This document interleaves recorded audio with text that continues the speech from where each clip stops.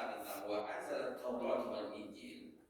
Anzala, ya kalau yang tadi itu nazala, kalau ini anzala pakai alif depannya. Anzala yunzilu tanzilan, dia turun. Ini turunnya kalau kata ini tapi turunnya sekaligus.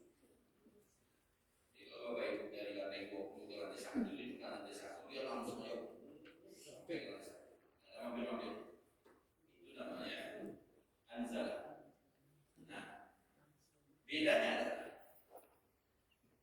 kalau tadi berbicara Al-Quran, maka Allah tegaskan dengan nazala alaika, ada alaika, artinya adalah Al-Quran itu turun kepada Nabi, kepada nabinya, kepada Muhammad.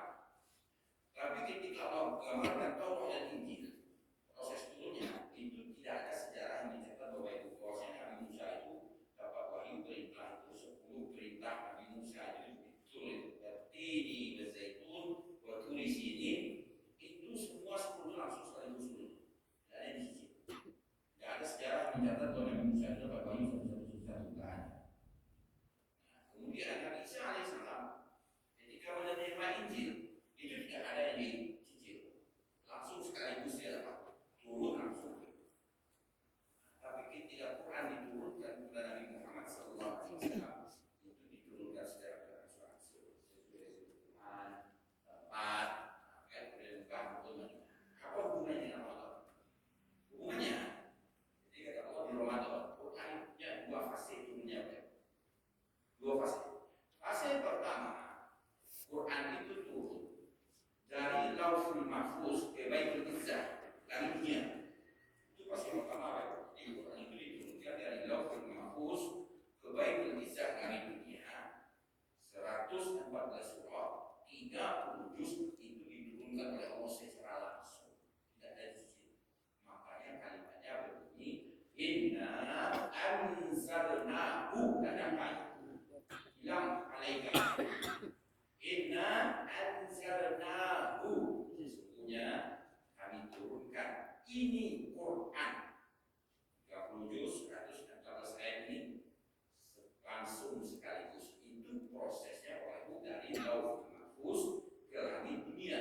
Kapan turunnya? Kami turunkan ini Quran di malam hari. Di bulan apa? Di bulan 12 bulan dalam 1 tahun. Kami cari bulan yang paling mulia. Disitulah kami turunkan Quran. Nama bulannya adalah Syahrul Ramadan allazi unzila fihil Quran. Kami pilih bulan itu namanya Ramadan. Di Ramadan itulah kami turunkan Quran yang 30 juz, 114 surah itu langsung sekaligus dari Lauhul Mahfuz ke langit dunia. Tanggal berapa? Hari apa? Tidak ada yang tahu. Allah sembunyikan ini. Apa tujuannya? Ini sebagai penyemangat untuk kita agar berburu pahala di malam turunnya Quran yang dikenal dengan Lailatul Qadar. Tidak disebutkan berapa hari yang. Tapi proses kedua turunnya Quran dari Baitul Izzah langit dunia kepada Nabi. Nah, ini yang dikatakan surah Ali Imran tadi, nazzala alaikal kitab. Ketika Quran ini kami turunkan dari langit dunia kepada wahai Muhammad, itu kami turunkan secara berangsur-angsur sesuai kebutuhanmu. Turun pertama Iqra bismi rabbikal ladzi khalaq 5 ayat. Kosong dulu. Nanti ada kebutuhan turun lagi sampai 30 ayat sampai 30 juz kurang turunnya. Ini sahabat tahu kapan turunnya? Hari Jumat 17 Ramadan. Pedomannya jelas. Apa pedomannya? Sahabat tinggal melihat saja. Ini Nabi pergi ke Gua Hira untuk bertahanus. Kalau berapa? Hari apa? Pasti dia dapat tahu. Nah, jadi turunnya Quran dari Baitul Izzah dari dunia kepada Nabi Bapak Ibu. Itulah yang dikatakan nuzul Quran 17 Ramadan hari Jumat Bapak Ibu. Nah, dua proses ini yang luar biasa. Jadi proses pertama diturunkan sekaligus dari Lauhul Mahfuz ke Baitul Izzah dari dunia. Proses kedua dari hari dunia diturunkan baru kepada Nabi. Inilah secara langsung. Nah, hebatnya Bapak Ibu,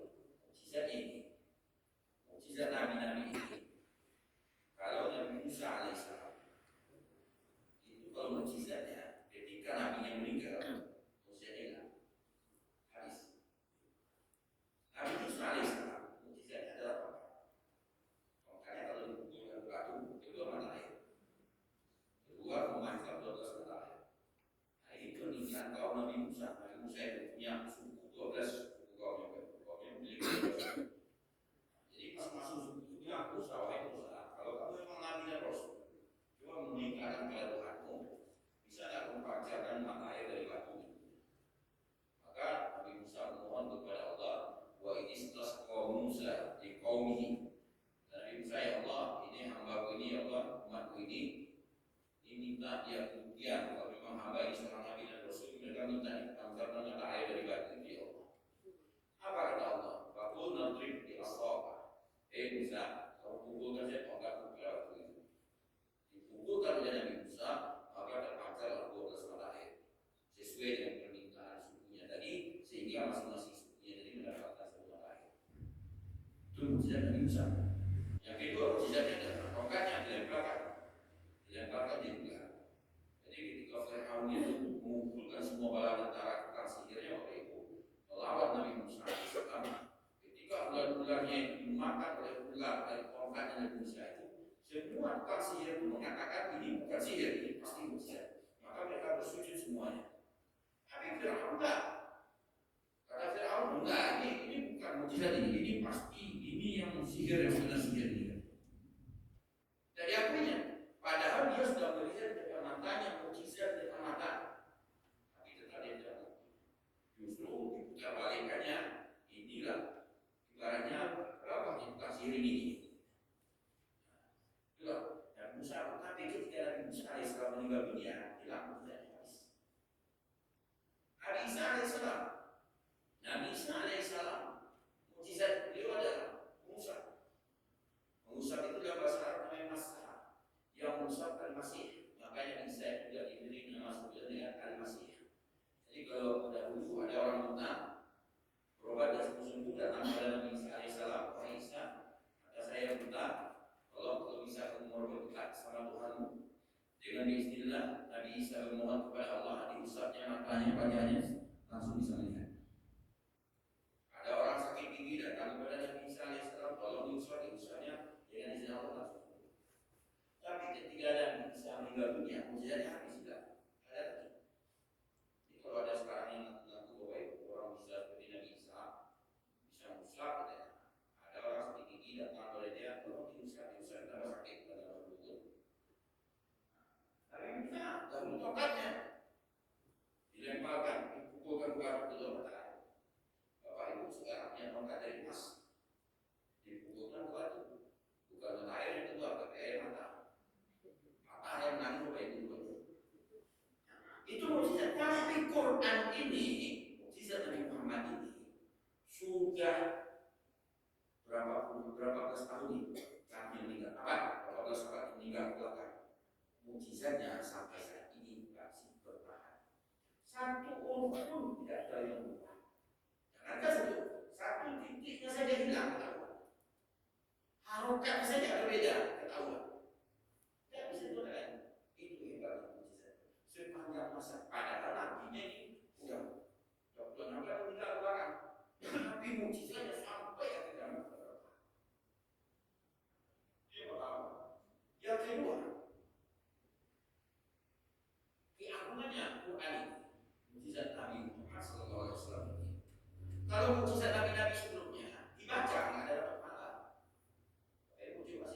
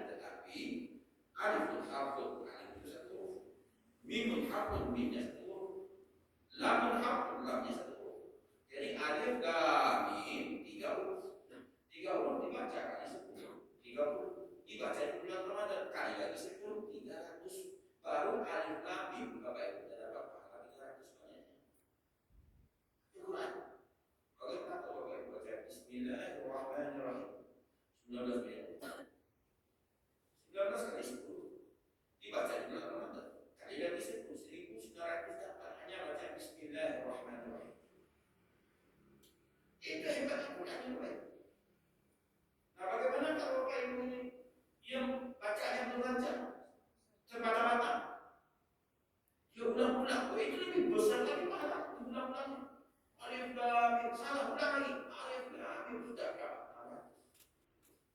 Sampai dia lancar, dia ulang dapat dikali lagi. Oleh karena itu, kalau ingin baca Quran, belajar Quran, carilah guru yang betul, yang bisa memperbaiki bacaan kita. Tapi Bapak Ibu jangan marah. Ayah Ustaz masih salah kali bacaan ini sih. Kenapa? Bapak Ibu nggak tahu pahalanya. Tapi setelah dia tahu pahalanya, ketika Bapak Ibu baca Ustaz salah aja boleh Ustaz, dia menghapus. Atau pahalanya. Tapi kalau nggak tahu, Ustaz ini salah kan? Ayah Ustaz masih salah kali bacanya. Itu apalagi kalau Bapak Ibu belajar Quran ini hafal 30 juz. Kalau hafal 30 juz, 114 surah, 6.600 sekian ayat, kurang lebih 7 juta lebih hurufnya. Hasil Bapak Ibu kalian 10. Kemudian dibaca lagi di Ramadan hanya bukan 10. Berapa Bapak Ibu panen pahala? Ya standing. Bapak Ibu sholat 10 rakaat, 2 kali 10, 20 kali 10, 200. Ini Quran paling cepat penghasil pahala yang paling besar di Ramadan ini. Oleh karena itu Bapak Ibu, ditingkatkan, dibuat program di Ramadan ini. Saya kaget, saya nanti 1 bulan ini harus apa mengalami kali Quran ini. Ya target, sehingga dengan target kita bisa mengukur sampai kita sudah sampai mana. Kalau ibadah itu Bapak Ibu targetnya dengan tinggi ambil. Minimal di Ramadan ini saya hafal 5 kali Quran. Jadi kalau hafalnya 3 kali, alhamdulillah. Targetnya enggak, saya minimal hafal sekali. Kalau enggak sampai 1 kali, ya enggak ada targetnya. Nah, oleh karena itu Bapak Ibu, dibuat programnya. Kemudian dari program itu dilaksanakan. Kemudian diukur. Nah, sekarang dah malam berapa Bapak Ibu? Puasanya dah berapa sekarang? 14. Berarti malamnya malam kali 15. Apa Bapak Ibu 800 enggak juga? 18. Ya berapa juga sekarang? Ada 9 menit. Nah itu sudah ada ukurnya. Oh, 5 sudah. 7 bagaimana? Minimal untuk mencapai sekali sebulan itu, minimal semalam itu untuk mendapatkan 30.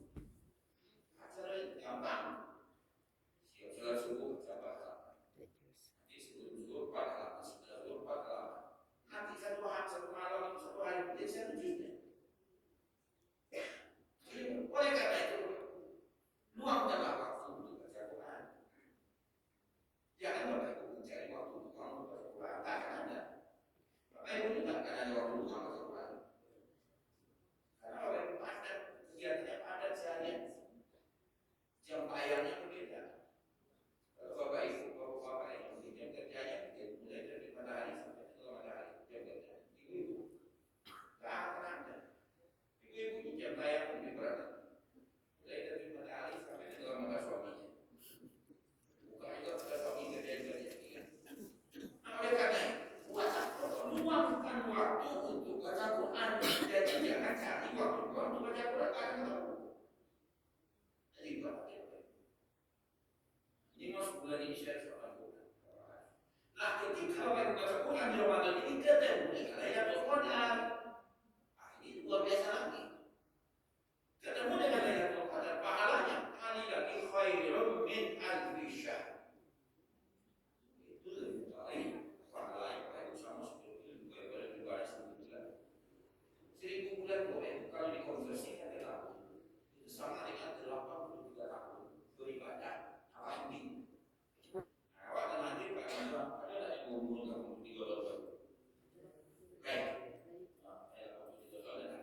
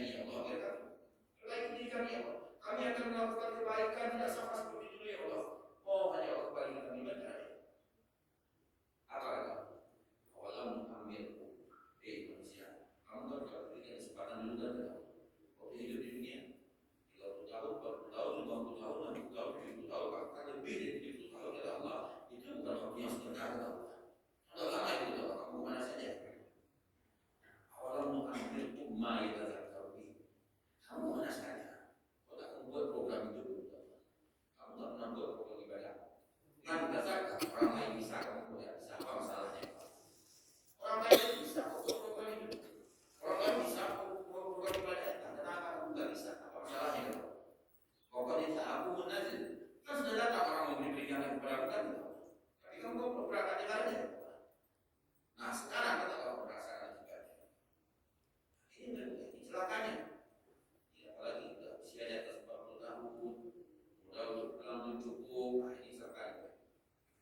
Oleh karena itu, hari Ramadan ini banyak kita lakukan. Yang kedua, Quran itu apa itu? Sesuatu yang unik. Kemudian kan Quran ini tidak ada orang yang bisa baca Quran. Bapak Ibu kan ada yang bisa baca Quran itu? Nah, ada. Justru orang sakit kalau baca Quran mudah. Coba orang sakit gigi Bapak Ibu putarkan musik terasa pengaruh dia. Tapi itu bukan baca Quran, tuh, tenang. Tapi ketika Quran ini dibaca Bapak Ibu, Quran ini kalau dibaca, udah lama-lama, 5 menit, 10 menit langsung tidur Bapak Ibu. Ini udah kalau tak percaya saya akan buktikan. Tidak lama-lama, 5 menit atau 10 menit baca Quran ini langsung tidur. Kenapa begitu? Karena ibadah. Kalau ibadah, ketika Bapak Ibu mau baca, posenya langsung sekali kan. Langsung mau bacanya, Bapak Ibu tinggi, makanya langsung mencetak. Dari ini, tidur ini. Tapi kalau Bapak Ibu baca Quran, lihat SMS, oh itu di atas pasien apa perlu tinggi kenapa Bapak Ibu? Sampai sahur, tadi ini juga. Supaya apa? Supaya Quran ini ibadah. Oleh karena itu kata Nabi, ini Ramadan puasa. Di puasa ini asyam junnah. Karena di puasa itu perisai. Perisai itu dirimu dari apa? Dari setan tadi, iblis tadi itu. Ada pelindung yang dibentuk oleh puasa. Ya, ada gangguan kepada. Nah, ini asyam junnah. Ada tiga, ada junnah, ada junnah, ada jannah. Beda. Kalau junnah itu perisai. Kalau jinnah, jangan dari jin. Kalau jannah itu surga. Jadi apabila ada jin bertemu nun, itu sifatnya pasti tidak. Jadi apabila ada jin bertemu dengan nun, itu benda pasti akan lihat. Jadi kelihatan jadi nur. Kelihatan. Jannah, nampak jannah sama baik surga. Nampak. Jin, nampak jin sama baik. Jadi kalau ada jin itu sifatnya adalah sesuatu yang tidak nampak. Jadi ketika ada jin menampakkan diri, berarti itu lagi ada masalah. Lawan jin itu adalah al-ins. Al-ins itu asal kata anusa. Anusa itu sesuatu yang lembut. Jadi kita ini manusia. Al-ins adalah makhluk yang lemah lembut. Tak ada manusia yang kasar. Tak ada. Kalau jin, dia harus tidak sifatnya kasar. Kita lihat orang tersebut. Kalau tidak meronta-ronta, mengikirnya ngerasa. Ada orang sukanya lembut bicara kan? Tidak ada. Karena sifatnya jin tadi, jadi dia kasar. Dia ada apa? Dia kasar. Manusia ini kelihatan, tapi dia lemah lembut. Jadi kalau ada manusia yang sifatnya itu dia harus nampak, kemudian dia pulang ke rumah itu sembunyi-sembunyi, berarti dia lagi ada masalah. Jadi kalau ada apa-apa pulang ke rumah ibu itu menunjukkan yang masalah, bisa lakukan masalah. Ibu-ibu udah mudah, kalau ada ibu-ibu sedang mencari tidak kakak menunjukkan lagi bisa masalah. Itu. Kenapa? Sifat manusia itu kelihatan, sifat jin bunyi dan kelihatan. Kalau ada jin menampakkan diri berarti jin sedang ada masalah. Kalau ada manusia yang sedang menyuruh-nyuruh menghilangkan jejaknya berarti dia sekarang ada masalah. Dia jadi orang berhutang. Kalau ketemu dengan yang menghutangi, pasti yang minta. Atau minta. Nah, itu bukan apa-apa. Ketika Bapak Ibu baca Quran, tak ada yang pesan, tapi tidak dibaca. Benar aja langsung adu. Kenapa? Situ saya pernah Quran. Dia akan tidur itu terus tidur. Yang ketiga, uniknya Quran ini oke. Siapapun yang bersentuhan dengan Quran ini pasti akan bersentuhan. Baik tempat, waktu, benda, atau makhluk yang bersentuh dengan Quran ini pasti ada satu. Tempat bisa Quran ini diturunkan di Mekah dan Madinah. Mekah itu pada waktu itu, terkenal luar biasa India. Kehidupan bersama, nggak ada taman, batu semuanya. Nggak ada kehidupan. Turun Quran di sini. Coba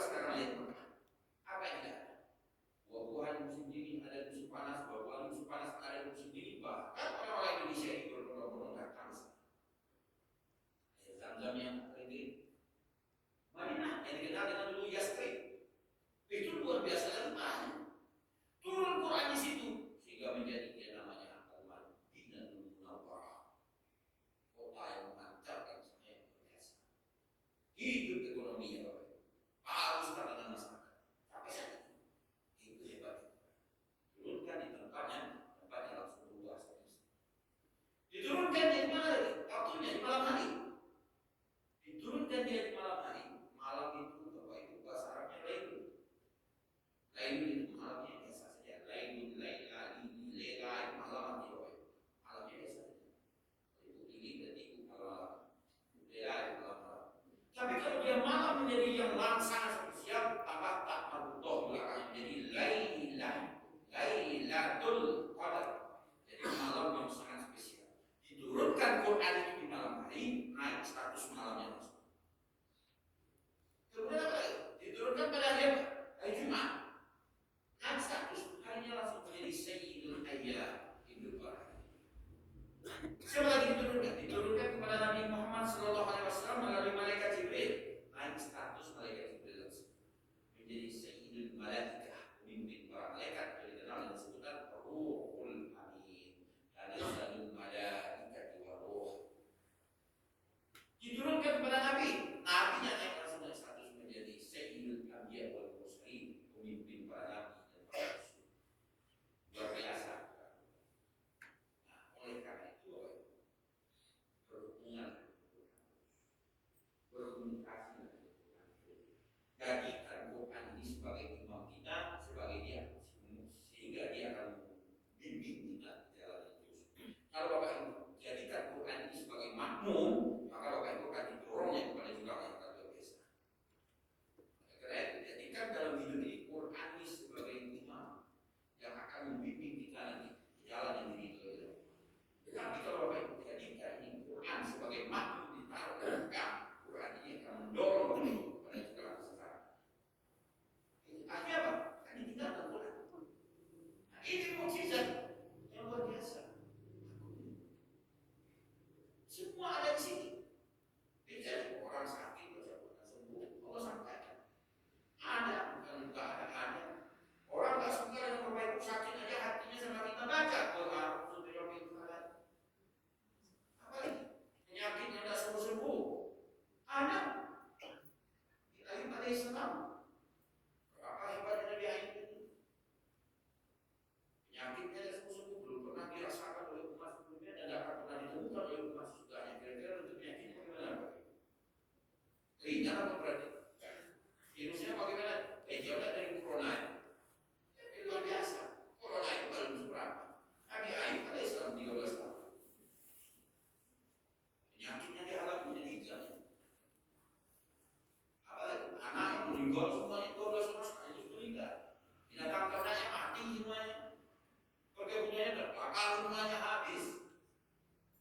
Tapi apa kata Tuhan? Nabi Ayub tidak mengeluh. Dia berdoa saja. Dan doanya dibaca oleh Al-Quran. Anni massani ad-darra wa anta arhamur rahimin. Itu sekalian kan itu surat Al-Anbiya.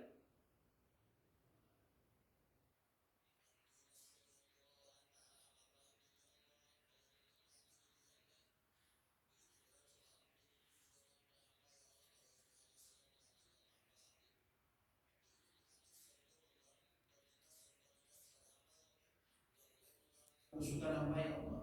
Oleh karena itu ya Allah, Engkau yang punya penyakit, Engkau yang punya obatnya ya Allah, kepada Engkau hamba memohon ya Allah. Kalaulah kepada Engkau hamba memohon tak ada solusi, jawabannya Allah kepada siapa lagi hamba itu minta ya Allah. Apa kata Allah? Fastajabna lahu. Kami kabulkan permintaannya, kami angkat. Sembuh penyakitnya. Keluarganya dibarukan. Berkumpul dengan istrinya. Istrinya hamil melahirkan kembar dua. Melahirkan lagi kembar 12 kali melahirkan istrinya kembar 24 anak. Yang meninggal 12 dua kali lipat. Binatang ternak Allah kembalikan semua. Perkebunan Allah kembalikan semuanya. Itu semua adalah